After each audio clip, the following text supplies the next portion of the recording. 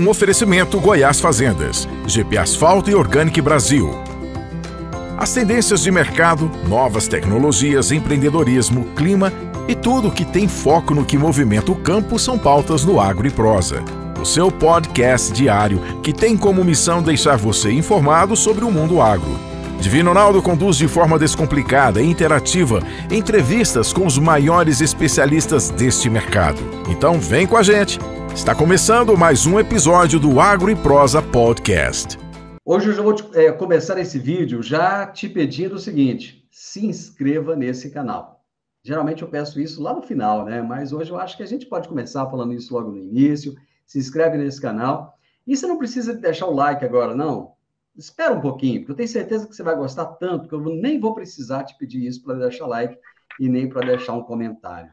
A minha entrevistada de hoje será Carla Mendes, jornalista especializada em agronegócio, editora-chefe no portal Notícias Agrícolas, e o tema do nosso bate-papo será que a vaca vai para o brejo? Carlinha, será que a vaca vai para o brejo? Tudo bem, minha querida? Oi, Divino, que bom estar aqui contigo de novo no Agro e Prosa e também no Morada no Campo. É sempre bom estar com você, né, em qualquer circunstância. Mas, eu acho que a gente já passou por isso outras vezes, então eu digo com segurança que a nossa vaca não vai para o brejo. Então, daqui a pouco a gente vai falar sobre... Você sabe qual que é meu sonho de criança? Diga. Quando eu crescer, eu quero ser igual a você, viu? Poxa vida, e a honra minha não cabe aqui, ó. Eu moro num apartamento pequeno, não cabe aqui agora a Carla Mendes, ó, nesse quadradinho. Carlinha, conta para mim o seguinte, vamos começar falando de coisas muito boas. Você estava em Dubai, é verdade isso? Pois é, eu cheguei na sexta-feira, né, de Dubai, assim, eu tive o privilégio de ser escalada lá no Notícias para cobrir, pelo segundo ano consecutivo, Notícias Agrícolas fez a cobertura da Gulfo 2023. Na verdade, uma press trip da Apex Brasil, que é a agência de promoção de exportações e investimentos do país.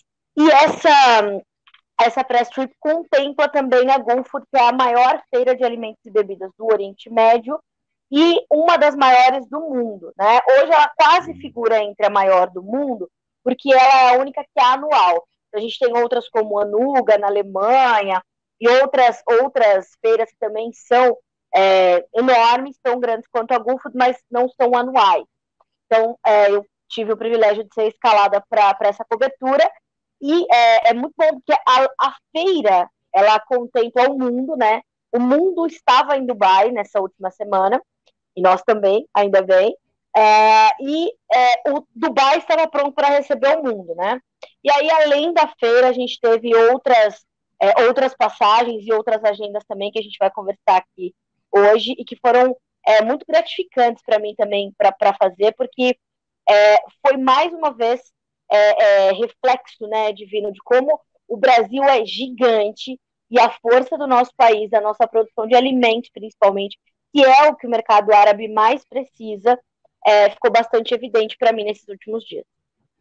Só para o nosso ouvinte, espectador, entender o que é uma press trip, ela foi uma jornalista convidada, porque como ela é especialista no agronegócio, ela foi convidada, né, para ir até Dubai. E é maravilhoso isso, quando a gente vai com esses grupos, porque a gente convive com tantos outros jornalistas e tantas pessoas bacanas do meio, né, Carlinha? Sim.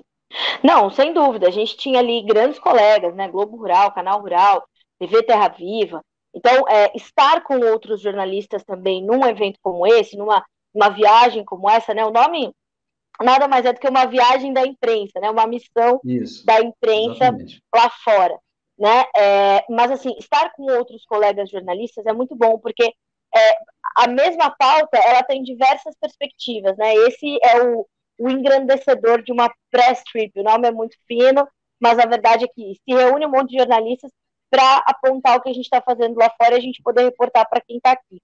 Então, essa ida com outros jornalistas faz diferença por isso, Divino, porque a gente consegue ter outras perspectivas, né, dos colegas que, inclusive colegas mais experientes do que eu, né, aí a gente consegue ter essa perspectiva. E outros mais jovens do que eu também, então também a gente consegue passar a nossa perspectiva para eles. E a gente tinha ali o canal Metrópolis, o canal Rural, Terra Viva, e Globo Rural, além das Notícias Agrícolas. Todos eles com focos muito diferentes, apesar de ser um mesmo tema, um grande tema, né, que era o mercado árabe, mas ali cada um com a sua perspectiva de acordo com o perfil do seu portal. Então, são conteúdos que o público vai receber muito complementares, né? Nada de concorrente. Então, isso também é bastante positivo e o resultado final fica muito completo. Carlinhos, o que o Brasil apresentou lá? Eu sei que o Brasil é um grande produtor de carne halal, né? Sim. E, inclusive, aqui em Goiás, nós temos um frigorífico da BRF que produz carne lá para os Emirados, né? Conta pra gente o que o Brasil estava apresentando lá e como que foi essa representação brasileira. Vamos lá. Na Gulfur, que é uma feira gigante, né, de alimentos e bebidas, o Brasil tinha 4 pavilhões distribuídos ali em 800 metros quadrados. Então, o Brasil tem um espaço enorme, né, já há muitos anos na Gulfur, e o que a gente pôde ver ali era realmente uma força muito grande das proteínas, justamente por conta dessa condição do abate halal. Então, os 2 maiores espaços do Brasil na Gulfur são da ABIEC, Associação Brasileira das Indústrias Exportadoras de Carne Bovina, e da BPA, Associação Brasileira de Proteína Animal. No estande da BPA, por exemplo, a gente tinha sendo distribuídos 1.000 shawarmas por dia. O que são shawarmas? É um sanduíche típico ali dos árabes, né? Da região ali, que é uma espécie de um pão folha, assim, um pão sírio, com fatias de carne de frango e batatinha frita e alguns legumes dentro. Também com carne de pato, uma vez que a população muçulmana, né, os islâmicos, as pessoas que professam a fé islâmica, não consomem carne suína, né, não é permitido pela religião, é considerado haram, que é o oposto imediato do halal, né. Então, nós temos essa apresentação das proteínas animais, e além desses 1.000 shawarmas, frango e pato, nós tínhamos também 400 omeletes por dia, sendo ali produzidos também com ovos brasileiros. Ovos pasteurizados, né? Então, assim, novidades que o mercado de proteínas foi levando para lá. Essa questão da carne de pato, por exemplo, o Brasil não é um grande produtor ainda de carne de pato, mas vem se destacando pela entrega desse pato halal, que é, para contextualizar também, né, o nosso ouvinte, o nosso telespectador, o que é a prática halal, o certificado halal para um produto? É um certificado de produtos que são aptos ao consumo dos praticantes da religião muçulmana, né, dos islâmicos, dos muçulmanos. Ela segue uma série de preceitos, e para as carnes isso é ainda mais sério. Então, por exemplo, o animal que vai ser abatido, né, para ser entregue à população muçulmana, ele tem que estar virado, né, para Meca. O abatedor, né, o sangrador, como eles costumam dizer, precisa ser um muçulmano, e durante o abate, que deve ser feito com um corte certeiro, uma faca muito afiada, né, no pescoço do animal, ali, cortando a traqueia e as veias ali, ele vai fazer esse corte certeiro enquanto ele faz uma oração, que é o Bismillah, né, então essa carne é como se ele estivesse agradecendo a Deus por aquela vida para alimentar outras vidas, né? Fora outras tantas regras para o abate halal. Então, uma das condições é essa. E nós não temos certificado halal só para as carnes, né? Nós temos um certificado halal para outros produtos, como, por exemplo, doces, balas, gelatina, tudo aquilo que pode ter uma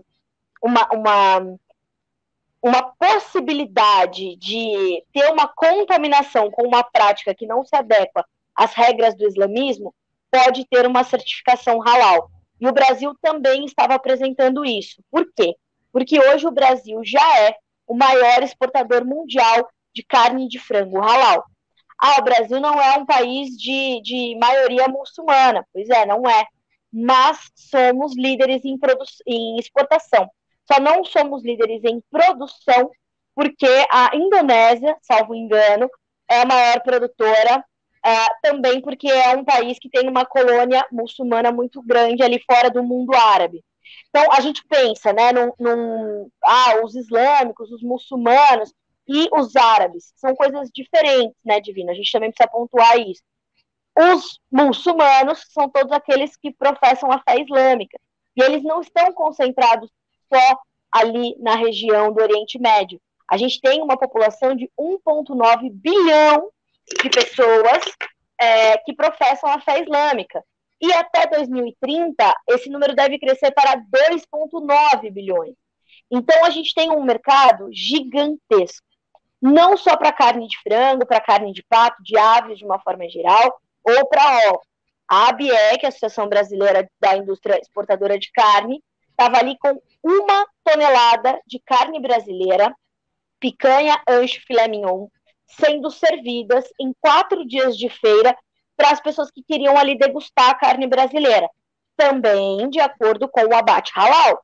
Então, nós tínhamos essa apresentação do Brasil, principalmente muito forte nas carnes, né?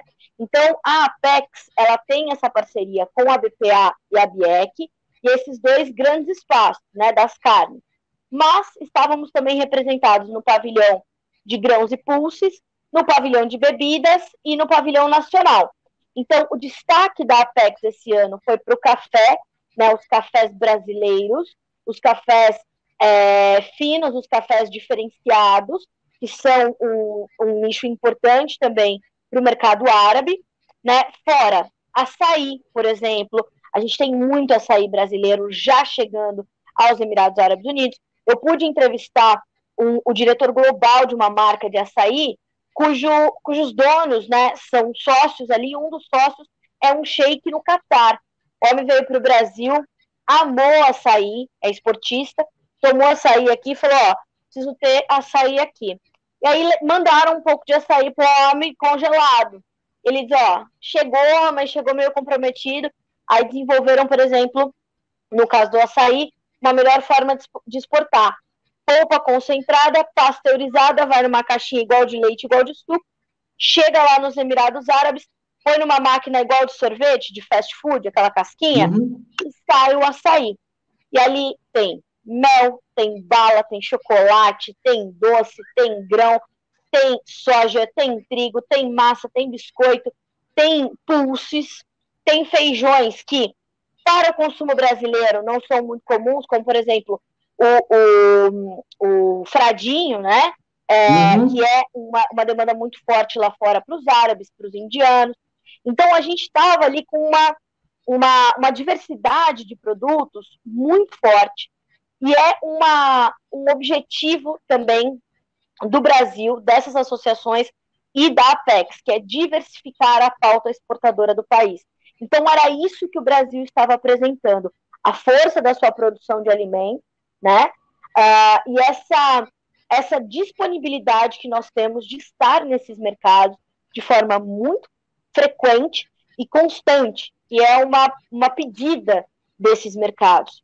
Então, olhar para o Brasil nesse contexto é ouvir de novo a embaixadora brasileira nos Emirados Árabes, que é a Eliana Zugaib, dizendo assim, este stand do Brasil, é o stand com o maior número de oportunidades de negócios de toda a feira. A gente pode atender a praticamente toda a demanda, né, de todos os produtos. Então, era isso que o Brasil tinha a oferecer e foi isso que o Brasil apresentou. Diversidade, qualidade, competência e principalmente o comprometimento com essa demanda tão exigente que é a demanda por produtos halal. Bacana. Lá no início da prosa, eu falei que não era para ninguém deixar o like ainda. Agora, depois de tudo isso que a Carlinha falou, eu acho que você já pode deixar o like, já pode deixar o comentário e já pode se inscrever também no canal. Porque hoje eu estou conversando com Carla Mendes, jornalista especializada em agronegócio e editora-chefe do maior e mais importante portal de notícias do agro desse país, que é o Notícias Agrícolas. Carlinha, nós falamos de coisas muito boas, agora vamos falar de coisas não tão boas. Me conta esse negócio aí da vaca louca, Carlinha. Uma vaca lá no Pará faz um estrago desse? Pois é. Bom, vamos também contextualizar, né? O que aconteceu? A gente teve essa suspeita, né, do caso de vaca louca. Daí todo o protocolo foi seguido, né? A gente tem regras muito severas em relação a isso. Então, a gente teve todos os protocolos sendo seguidos, sendo atendidos, e o Ministério da Agricultura, com muita competência e rapidez, foi conduzindo o caso realmente como é preciso ser conduzido.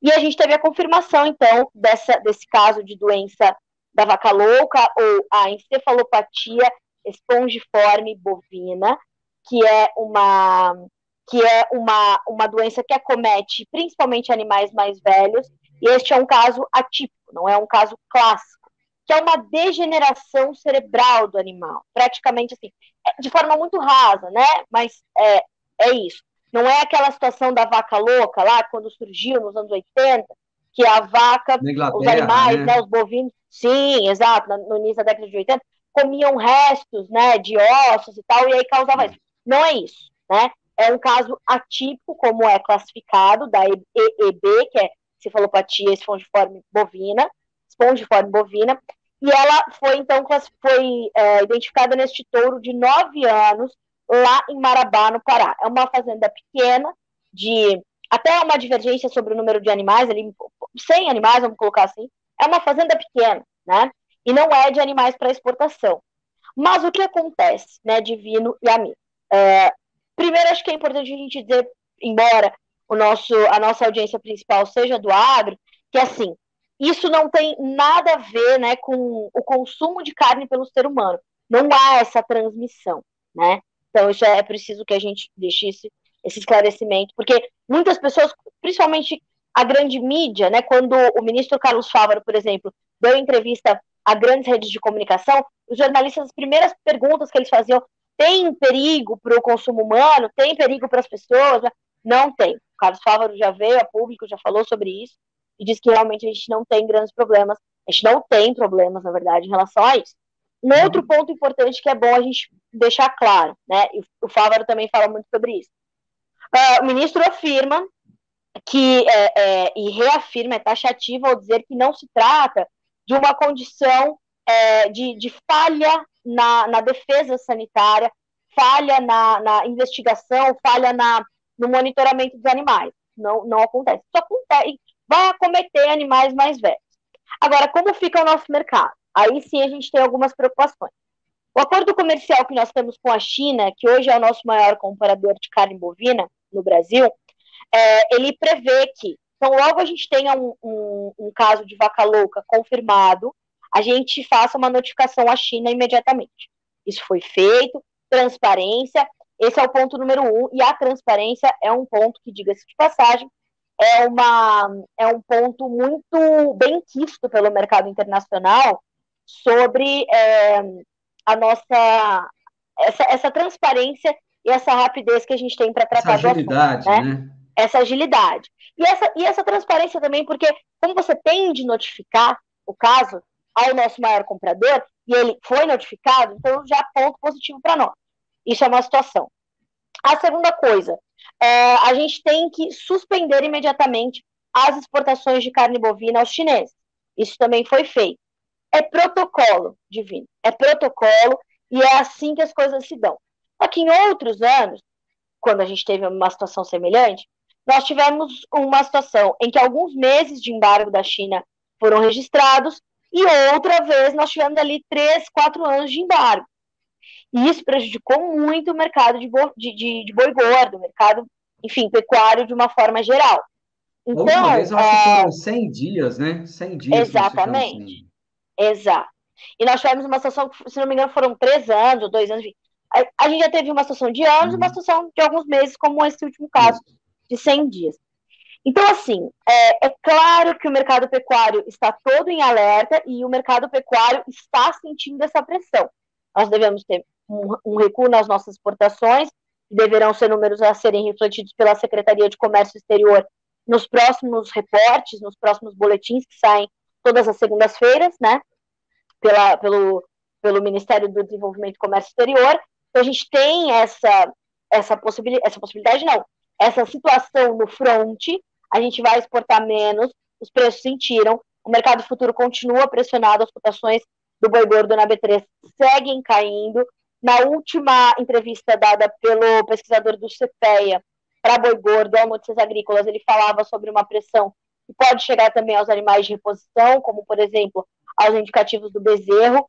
Então, é claro que é um sinal de alerta. Eu estava lá em Dubai quando a situação começou a pipocar, né? As informações começaram a pipocar. Antes da confirmação, eu conversei com o seu Antônio Jorge Camadelli, que é o presidente da ABEC, Associação Brasileira das Indústrias Exportadoras de Carne Bovina. Ele dizia o seguinte, olha, vamos esperar o resultado com tranquilidade, e assim o fez, né? Então, a indústria esperou com certa tranquilidade esse resultado, mas claro que quando chega, né, não é legal, a gente sabe que fecha mercado, é diferente, por exemplo, da gripe aviária. A gripe aviária não fecha mercado. Os Estados Unidos têm muitos casos confirmados e continua exportando carne de frango. Então, assim, é diferente da gripe aviária neste sentido. A vaca louca, mesmo caso atípico, ela fecha mercado, ela suspende mercado. Então, há essa preocupação em torno desse quadro. Como acontece a recuperação depois disso? É gradativa. Quando a gente tiver a reabertura do mercado, a recuperação é gradativa. A gente costuma dizer no jargão do mercado que os preços caem de elevador e sobem de escada, né? Então, como aconteceu em outros anos, vai acontecer dessa forma. Deve ser gradativo na sequência da reabertura dos mercados. Então, é um ponto de monitoramento, é uma pauta que ainda vai ter muito desdobramento, mas, assim, ela não é diferente de outros anos. Até porque, veja só como isso não compromete o nosso status sanitário. Isso é, de fato, um protocolo, essa suspensão das exportações para a China. A gente está falando de um touro de 9 meses, né? Numa propriedade que não é... 9 anos, perdão. De 9 anos, numa propriedade pequena que não manda carne para exportação. Só que a China, se a gente vai ver um boi padrão China, é um boi de até 30 meses. Eles pedem animais mais novos. Então, quer dizer, não era para comprometer esse mercado dessa forma, não era. Só que a gente está falando de um acordo que já foi pré-estabelecido com os chineses. São completamente detalhistas nos seus acordos comerciais. E a gente assinou. Não tem como. Então, assim, é uma pauta, como eu te disse, que ainda tem muito desdobramento, mas que é uma situação que o Brasil já viveu. Então, sabe como conduzir. O ponto positivo, se tem algum, é esse. Muito bem, estou conversando com a Carla Mendes, jornalista especializada em agronegócio e editora-chefe do portal Notícias Agrícolas. Estamos falando de diversos assuntos. Ela acabou de nos explicar agora, então, que a vaca não vai para o brejo. Nós podemos ficar tranquilos que a situação está sob controle. Carlinha, mas falar em situação sob controle, coitado dos nossos irmãos argentinos, além da questão política, que não está das melhores, ainda tem o problema climático. Meu amigo, lá a vaca já foi para o brejo, já está atolada, né? Olha, Divino, é muito difícil, assim, para um jornalista, quando ele tem uma notícia, por exemplo, tão logo Alberto Fernandes e Cristina Kirchner foram eleitos, eu fiz uma matéria para o Notícias Agrícolas, que teve um acesso muito grande, inclusive, que era assim, o que o agronegócio pode esperar do governo Fernandes Kirchner? E a convergência das análises políticas que eu recebi é nada. Não vai receber nada, porque assim, a gente já viu a Cristina Kirchner falir o agronegócio uma vez na Argentina. Já vimos ela falir a pecuária argentina mais de uma vez. E assim, recentemente eles estavam falando sobre congelamento de preços, novamente uma coisa louca, em 2023. E aí o que acontece? A Argentina está enfrentando uma das piores secas em mais de 100 anos. A área cultivada com soja por lá, ela deverá ser a menor desde a safra 2006-2007. É a menor safra de soja em 14 anos. E ela pode sofrer novas revisões para baixo. E se essas chuvas, como está previsto, nos próximos 10 dias, não virem, os próximos 10 dias devem ser de seca e temperaturas muito elevadas. A soja continua perdendo potencial produtivo. A gente tem a possibilidade de ver a Argentina colher menos de 30 milhões de toneladas de soja, numa perspectiva inicial de 50 milhões. Então, a gente teve uma quebra histórica para a soja da Argentina. O milho já perdeu mais de 11 milhões de toneladas, né? E a gente está falando de uma seca histórica. Não bastasse isso, a gente tem um governo que não dá respostas aos produtores, que pedem pelo menos uma revisão na carga tributária. Nós sabemos que os argentinos têm de pagar as chamadas retenções, que são aquelas taxas que ficam retidas com o governo, como o próprio nome já diz, daquilo que se exporta. A gente fez um levantamento ali com algumas associações argentinas, e assim, Divino, 62% da riqueza que se produz no campo por hectare, pelo produtor argentino, fica com o governo argentino. É muita e aí, coisa. Veja, é muita coisa. O governo é um sócio majoritário do produtor rural. E a Argentina veio se deteriorando, né, nesses anos de um governo que a gente já sabia que isso ia acontecer. É uma economia fragilizada no contexto da América Latina, é uma economia fragilizada no contexto da economia global, e dependia muito do agronegócio para gerar divisas. Agora, como é que você estava ali, já com a tua galinha dos ovos de ouro, completamente esganada, e agora passando sede? Tem como. Então, assim, você tem ali um governo que não atende, um governo que não anuncia pacotes claros de medidas, de recursos, de ajuda, né? E aí você tem toda essa dificuldade acumulada. A produção rural na Argentina, ela está ficando inviabilizada. E a Argentina já chegou a ser a segunda maior economia do mundo, Divino Ronaldo. Então, a gente está falando de uma deterioração constante. E o agro sente muito, porque o agro é a galinha dos ovos de ouro da Argentina, mas essa galinha está com sede, está esganada, está com fome, não consegue ir para frente. Então, assim, há um acúmulo de problemas. E aí, por isso, as instituições, associações de classe, sociedade rural, federação agrária, marcaram para a terça-feira, dia 28 de fevereiro, essa grande mobilização do campo, né? Pedindo essas respostas eloquentes e efetivas do governo. Né? O que vocês vão fazer para nos ajudar? Ter um pacote de recursos para quem foi... Porque, assim, não bastasse a seca, eles acabaram de ter geadas. Eles acabaram de ter várias regiões sofrendo com chuva de granizo. Então, o pouco que tinha recuperado, perdeu-se. Então, a situação da Argentina é completamente frágil. Dá pena de ver os agricultores falando. Eles estão sofrendo com a gripe aviária, né? A gente está falando de uma intensificação muito rápida. Essa doença é uma doença de rápido contágio e chegou na Argentina e enfim, a gente tem essa condição também. A gente tem que já causa preocupação no sul do Brasil, né? Porque está aqui pertinho. Né? Sim, de 8 países que têm gripe aviária na América do Sul, 6 fazem divisa com o Brasil. Então, sim, essa preocupação existe.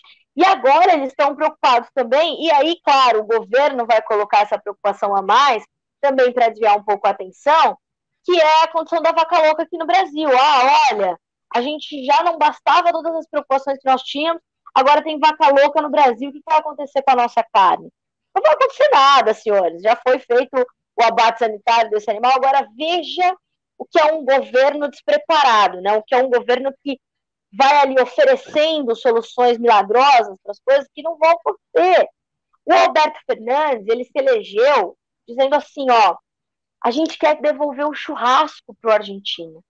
Eu acho que já ouvi essa história, viu? Pois é! Só que, meu amigo, o consumo de carne bovina na Argentina é o menor dos últimos 100 anos. E a inflação na Argentina é de 3 dígitos. 3. Pois é, mas... Peraí, deixa eu entender. Porque é o seguinte... Vamos entender. O que eu observo conversando com os produtores rurais e olhando nos grupos de WhatsApp e tal? Existe uma preocupação de que tudo isso seja replicado para o Brasil, já que o agronegócio também é a galinha dos ovos de ouro do Brasil. Mas o nosso presidente visitou a Argentina e chegou lá e elogiou o que está acontecendo na Argentina. Eu fiz eu falo, a maldição do jornalista é você registrar a história, né? Eu fiz essa visita do Lula ao Mercosul ali, ele foi de um lado, ele foi para a Argentina e para o Uruguai. Na Argentina, tapete vermelho, mi hermano e tudo que ele tinha direito. Churrasco do bom pro Lula, pra Janja, para todo mundo. Alberto Fernandes só porque tá de briga com Cristina Kirchner. Cristina Kirchner ia se encontrar com o Lula, também falou não. E lembrando, hein, Cristina Kirchner, que foi acusada por corrupção, estava com a prisão decretada, mas aí recorreu em primeira instância, segunda instância, condenada por corrupção, também muito semelhante Já à corrupção do conhecemos uma Brasil. história parecida com essa. Pois também. é. Tá vendo como estão muito próximos. Tanto que Alberto Fernandes foi o primeiro chefe de Estado a estar no Brasil no dia seguinte da eleição do segundo turno. Né? Alberto Fernandes veio pessoalmente, com o dinheiro do povo, visitar Lula e dizer: meu irmão, parabéns. E aí, o que aconteceu? Lula foi para lá, tapete vermelho e aquilo, ó, maravilhoso, olha essa Argentina. E Lula diz: a Argentina pujante, o que está acontecendo, que a economia é historicamente bom. Aí Lula foi para o Uruguai, onde o presidente é Lacalipu. E ele disse: aqui você não se cria, Lula, porque aqui eu estou preocupado com o meu país. E assim, ó, o Mercosul, esse acordo empoeirado, esse bloco econômico que não se modernizou, ou se coça e se moderniza, ou eu estou fazendo aqui meus acordos, eu e os meus parceiros, incluindo China, Nova Zelândia, Aliança do Pacífico, não sei de onde, que são 14 economias asiáticas. E aí eu te digo, e Lacalipu, não satisfeito, disse assim, ó, não só para você, Lula, e para você, Alberto Fernandes, mas para os coleguinhas aqui da América Latina, não é preciso ser de esquerda para defender a democracia e a liberdade. Quando Lula chega da Argentina no Uruguai, não tem tapete vermelho, não tem mi hermano, não tem churrasco, não tem nada. Tem assim, você vai mexer no Mercosul, vai modernizar isso aqui, e como a maior economia do bloco e do continente, você vai avançar com isso, ou como é que vai ser? Né? Então, assim, é risível a gente vê o Lula vangloriar Alberto Fernandes, como é risível vermos Alberto Fernandes elogiar Lula, mas faz sentido. Historicamente falando, no contexto histórico-político, faz muito sentido. Agora, quando bate em um líder como o Lacalipu, que eu trouxe uma citação dele, mas ele foi brilhante em todo o tempo em que esteve com Lula, ele diz isso claramente, mais de uma vez. Ele diz, olha, se mexa, porque os acordos estão sendo costurados há 2, 3 anos. Vocês não quiseram modernizar o Mercosul. Hoje o Mercosul, que força tem? E aí Lula, não, então espera um pouquinho que eu vou arrumar aqui as coisas, mas não faz esse acordo aí só com a China, não, vocês dois, que, pô, daí não é legal. Óbvio que não é legal. A China é nosso maior parceiro comercial. Imagine você se a China vai sem o Mercosul fazer negócio com o Uruguai, vai carne para a China e vambora. E outras carne coisas. Boa, embora... né? Carne boa. Carne uruguaia, sim, né? Carne maravilhosa. Sim. Então a gente está falando, Divino, assim, de um contexto político que condiz com o que Lula faz, com o que Alberto Fernandes faz. E sim, é possível que a gente veja uma reprodução disso aqui no Brasil. Tudo é possível, né? A gente vê, a gente precisa considerar, por exemplo, a primeira entrevista que nós fizemos esse ano, uma das primeiras, foi com o novo presidente da Frente Parlamentar da Agropecuária, que é o deputado Pedro Lupion. E, ao ser questionado sobre Carlos Fávaro no Ministério da Agricultura, o Lupion foi bastante claro e falou, olha, conhecedor do agro, produtor rural, sabe onde está pisando, sabe o que está fazendo. Não gosto de sua relação com o Poder Executivo, podemos ter problemas também no Legislativo, porque ele vai tentar ali, né, alguma movimentação política para aprovar o que for necessário. Agora, politicamente, me preocupa, e a mim também, porque ele esteve ali não cabe a mim também dizer se isso é certo ou errado, mas esteve neste final de semana num evento do Movimento Sem Terra, né? Ali na chamada Festa da Colheita da Soja Livre, que é a soja cultivada ali sem defensivos, sem agroquímicos. Esteve ali, então, o ministro da Agricultura com representantes do MST. Os representantes do MST receberam Carlos Fávaro de braços abertos, ficaram muito honrados com a presença do ministro, também puderam. Também esteve o ministro do Desenvolvimento Agrário, o Sr. Paulo Teixeira, e a gente percebe que assim, há uma proximidade muito grande. Mas como fazer essa interlocução do ministro da Agricultura, do ministro dos produtores rurais, com um movimento que se coloca prontamente contra o agronegócio brasileiro? Isso está no portal do mst.org. Quem quiser acessar vai ver ali que, invadimos está no site deles, que foi invadida uma propriedade nessa segunda-feira, ontem, no sul da Bahia, e teoricamente essa é uma, né, a gente está confirmando ainda, é uma propriedade da Suzano Celulose. Até esse momento a Suzano ainda não tinha se pronunciado, enfim. Mas são terras que são propriedades privadas, que é um direito constitucional, a gente não pode esquecer. A gente tem aí uma luta de denúncia contra o agronegócio prevista entre 6 e 8 de março pelas mulheres do Movimento Sem Terra. Tudo isso está no site deles, não sou eu que estou dizendo aqui, eles vão fazer, tenham cuidado. Não, está ali a agenda do MST. O Boulos gravou um vídeo falando que esses produtores rurais bolsonaristas e não sei o quê, toda aquela propaganda. E ali a gente foge. Pois é, e a gente está muito além das ideologias políticas quando a gente está falando de produção de comida, né? A gente não está pensando... Porque, assim, o produtor rural, ele é produtor rural em qualquer governo. A Carla Mendes é jornalista em qualquer governo. Isso. O Divino Ronaldo é jornalista e comunicador em qualquer governo. Então, nós não estamos jornalistas, nós somos jornalistas. Agora, Carlos Fávaro está ministro, Lula está presidente, Bolsonaro esteve presidente. Então, a gente precisa dizer o seguinte, os governos passam e o Estado fica. Que Estado a gente quer construir? A gente quer construir esse antagonismo completo, né? A gente quer um ministro da Agricultura que diga, não, o MST...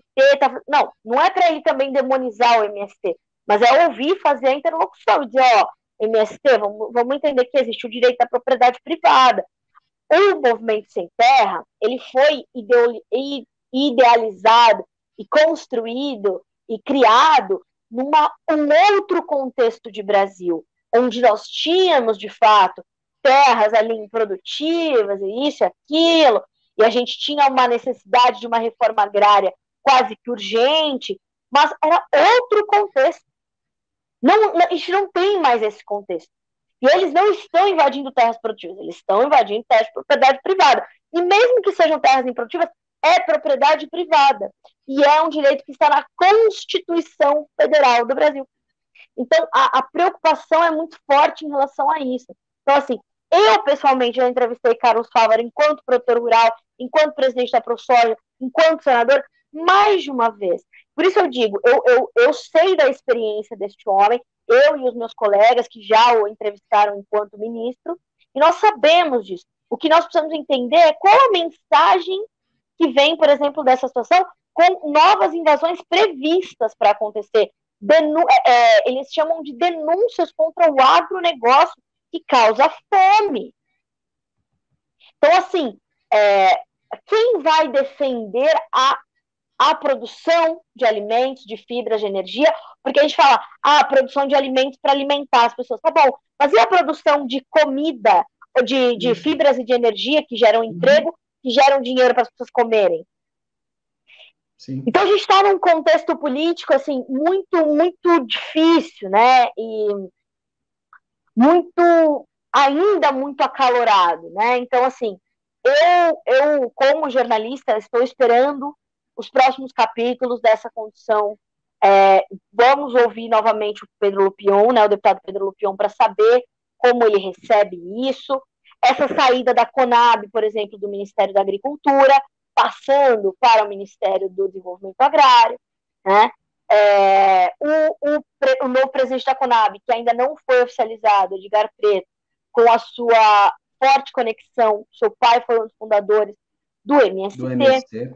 Então, assim, perceba como a gente tem muitas pontas soltas que a gente ainda precisa entender como elas serão costuradas para a gente saber em que cenário a gente ainda vai ver o Brasil ser construído nesses próximos meses, né? Minha amiga, nosso tempo acabou e a gente não conseguiu falar de Amazônia, não conseguimos falar de meio ambiente, não conseguimos falar de um monte de coisa, mas isso é maravilhoso, porque aí eu tenho a desculpa para ter você aqui de novo, tá bom? Pode contar comigo. Quando quiser, é só chamar que estou sempre pronta para você. Foi maravilhoso conversar com você. Muitíssimo obrigado. Olha, é uma honra te ouvir sempre, porque você é tão antenada, tão ligada nas coisas, tem tanta informação de qualidade, que eu só fico aqui caladinho te ouvindo. Obrigado, viu? Ah, imagina, eu te agradeço demais pela oportunidade. É difícil, assim, né, um jornalista não opinar algumas vezes, mas a gente tem que falar o que a gente está vendo, né, o retrato, e é muito bom saber que eu tenho liberdade para falar sobre aquilo que eu penso, aquilo que eu vejo, o retrato, que é o meu trabalho, é fazer isso, é retratar o fato, né, nada do que eu disse aqui é só uma opinião, né, são dados, são fatos, são acontecimentos. Então, obrigada pelo espaço, pela liberdade de expressão, pela liberdade de fala, né, e pela confiança nessas informações que eu apurei para dividir aqui com a sua audiência. Obrigada. Olha, quem estiver assistindo esse vídeo, deixar um like, que não deixar um comentário, ou não se inscrever nesse canal, olha, te falar uma coisa, viu? Não estou pedindo muito, não, estou pedindo pouco para você. Eu conversei com a Carla Mendes, jornalista especializada em agronegócio, editora-chefe do portal Notícias Agrícolas, e ela me trouxe a notícia, assim, que me deixou mais tranquilo, de que a vaca não vai para o brejo. Grande beijo para vocês, até o nosso próximo vídeo. Tchau, tchau.